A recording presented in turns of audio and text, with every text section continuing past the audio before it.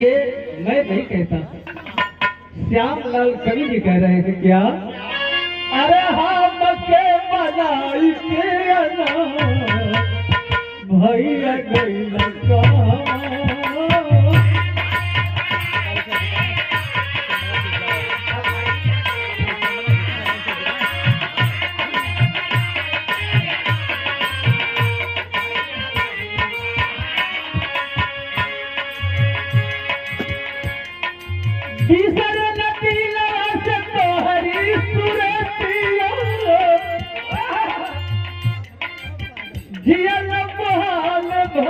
भूल गई गितिया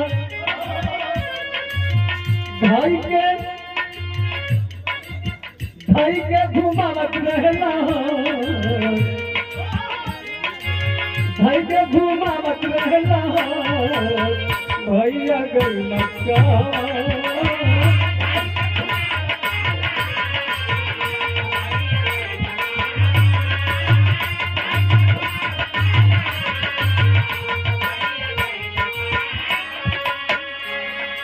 और ये बहुत ही सुंदर पुरस्कार मिला है आपसे हमारे बाबूराम कवि जी।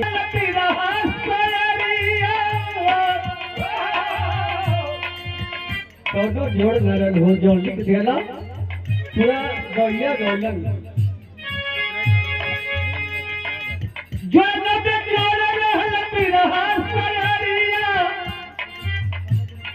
हंसला पर झरत रहे फूल फूल झरिया,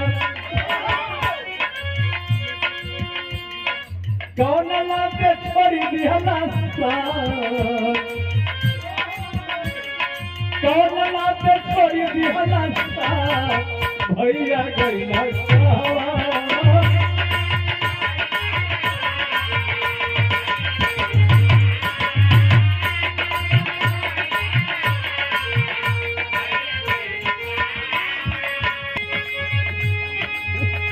बाबा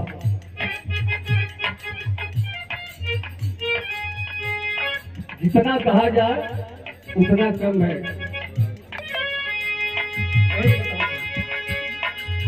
जन्म जन्म तक ये श्यामलाल कवि जी इनके जाने के बाद अपने दुख व्यक्त करते हैं और कहते कि अब कैसे बात कर वो किया, कैसे बतियाई वे किया।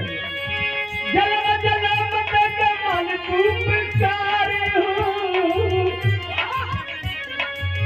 खुद के समर्पित करती हो तुझे दीदारी हो।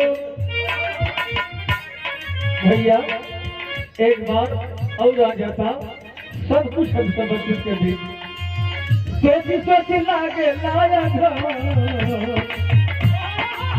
सोच सोच लागे लाया था भैया गई लगा।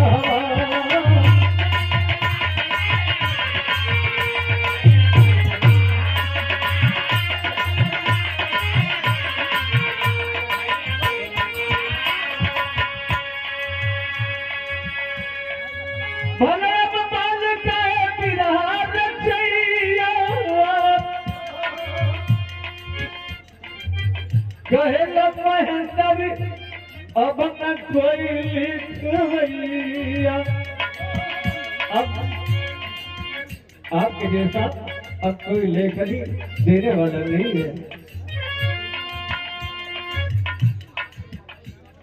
बलिरामती के बलिरामती के